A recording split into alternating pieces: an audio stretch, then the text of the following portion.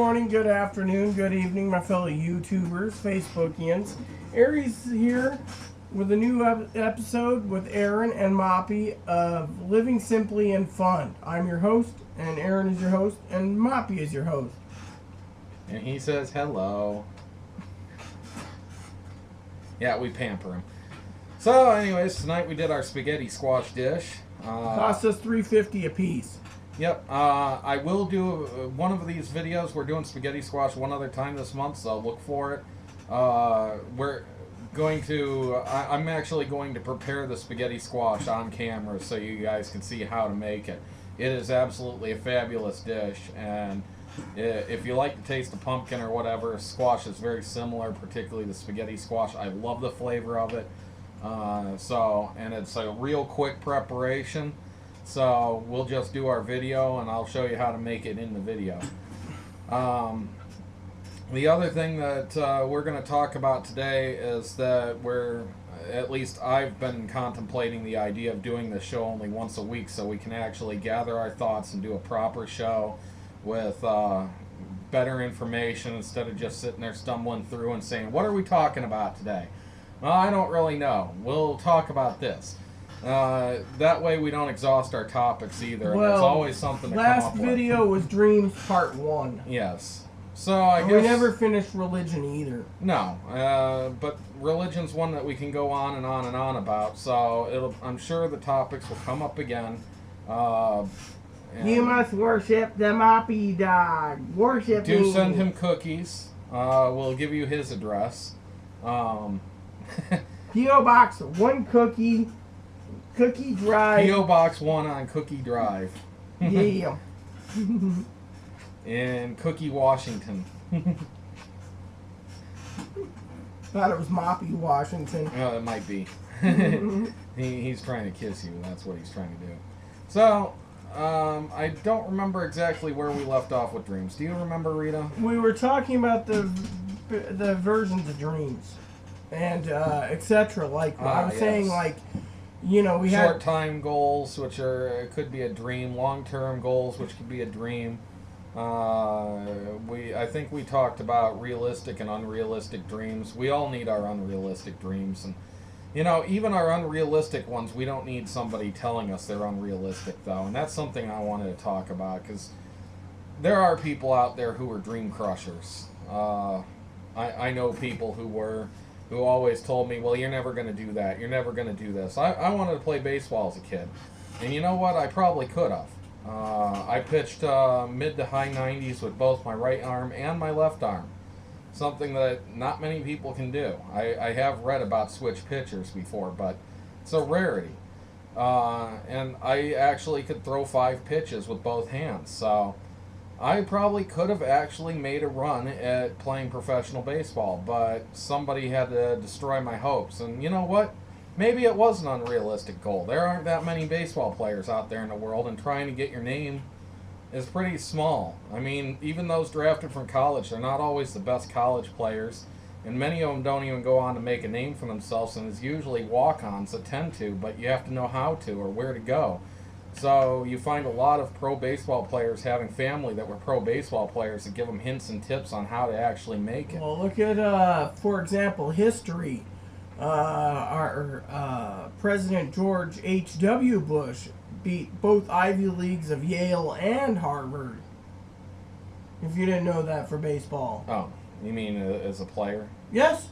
I didn't know he was a pitcher. Huh. Well, good for him. Pitching can actually be a really fun thing.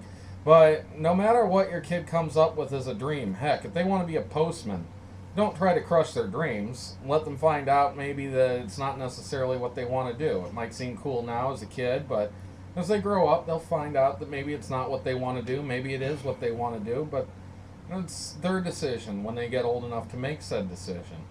So don't go crushing their dreams. Well, talking about dreams, I'm going to give you an example of a dream. I used to have 3 dreams, actually. And it's not that easy. My stepfather, Roy, if he ever stumbles upon this channel, oh well. Anyways, I used to say my dream used to be an airline pilot, for one. He said, Brother, you don't have the aptitude for the eyes. You're never going to make it for the hill of beans. Then I said, well, if I'm not going to do that, I'd like to be a captain of a freight boat or a ship. You don't have the aptitude and you can't use the thrusters. Again, he crushed me. And finally, railroad, the trains, the engineers. You know, same thing. He crushed it. Yep.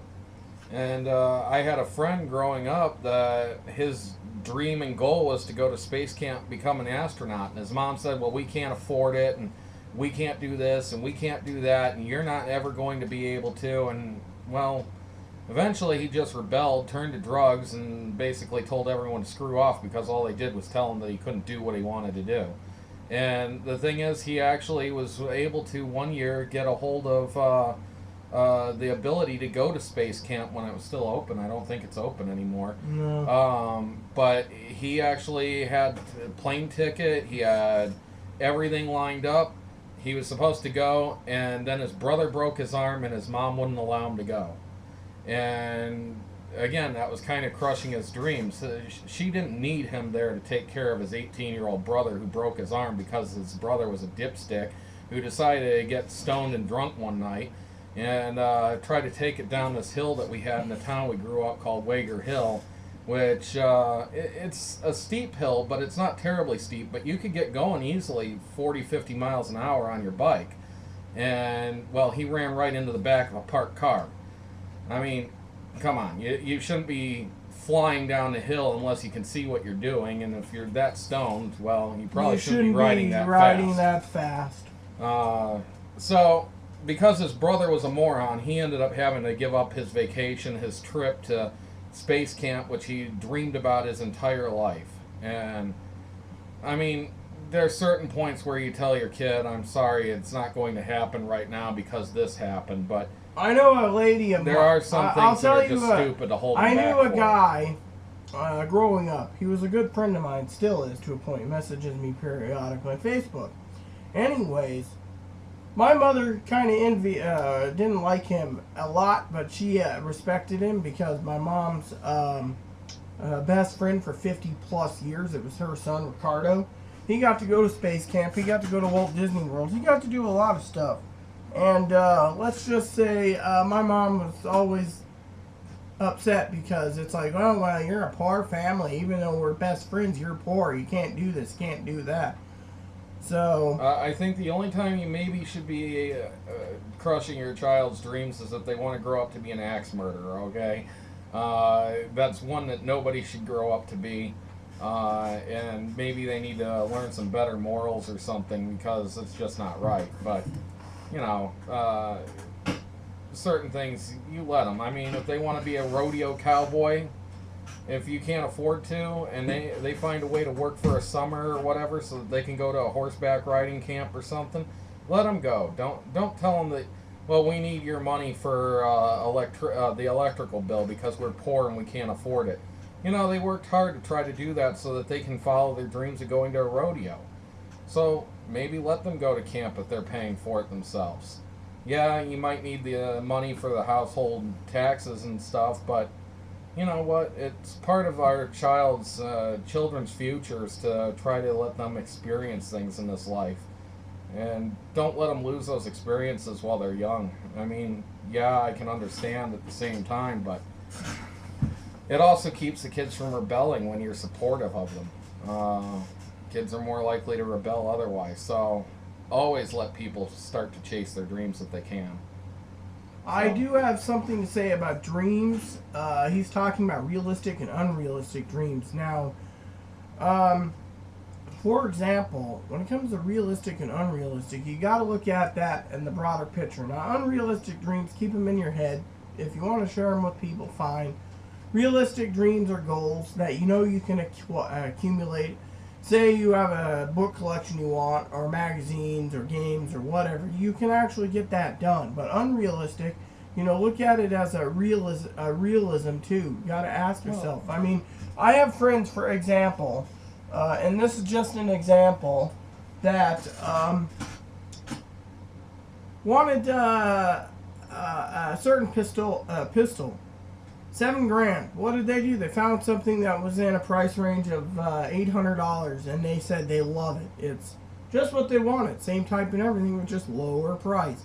Sometimes you got to take your expectation of wanting the best, put your money where it is, and then hope like well, that's it is part the of best. teaching our children reality. Exactly. That way they understand, well, you know what, this goal might be a little unrealistic, but you know what, they come to understand that stuff when they're older, not when they're younger.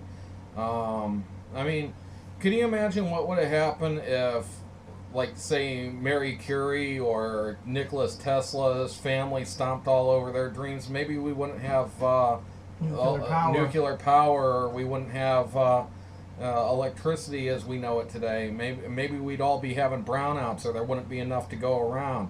I had a friend that thought as a kid that he wanted to make something to clean the windshield of cars because it was such a pain to get out and actually clean them. And he died about 10 years ago, I think. I can't remember his name now. It might have been Wilfred Hoffman or something like that. Anyways, he was a member of my dad's Masonic Lodge, and he invented the intermittent windshield wiper. And he actually told me that as a kid, he thought that it was crazy during the beginning era of cars that they didn't have windshield wipers that worked on their own. And it was hard to see through the rain, and he thought that it was unsafe to drive. And so he wanted to make something to protect people. And well, that was his dream. What if his parents stomped all over it and said, you know what, you're never going to invent anything. You don't understand anything about it. He may have given up before he ever started. So just because a dream's unrealistic doesn't mean that it can't be obtainable, too. I mean, people would have told my friend it's unobtainable. You're not going to make the intermittent windshield wiper. They could have told Tesla that he wasn't going to do the work that he did with electricity and coming to a point of trying to figure out free electricity. Well, they could have told how to utilize electricity, free electricity. Hell, I'd like free electricity myself. My bill's $58. Yeah, they could have told Marie Curie that she'd never win the Nobel Peace Prize. Or what about Marconi, I believe, who invented the radio? Yeah, or Hedy Lamarr, who created the technology that actually is in our cell phones now. She was an actress. Her dream was to be an actress, but she learned about phones and radios from her father, and she created something that actually made it so that the wavelengths between this phone and that phone don't combine with each other, so that each one has its own distinct separate wavelengths, so we don't get interference from others. That was her creation. Without that, we would not have cell phones where they are today. We wouldn't have cell phones, period, if it wasn't for Hedy Lamarr. Same goes with computers. And yet, her dream was to be an actress, yet she still came up with that. And that was because of her parents' influence. She followed her own dream because her parents didn't say you're getting into the family business of radio. So she went into acting. But, anyways, we're running out of time here. I just want to say... and this will be our last one till, let's see, what's tonight? Sunday night. We'll do our videos on Sundays from now on. So next Sunday, we'll see you. And I just want to say, like he said, you got to look at the realistic of everything and go from there. So that's all I wanted to say. So please add and subscribe if you like. Please post comments in the box if you like. And suggestions, ideas, thoughts, and things that you might want us to talk about. Yes. So again, please add and subscribe if you like. Please post comments in the box if you like. And please add me as us as friends. Thank you and have a nice night.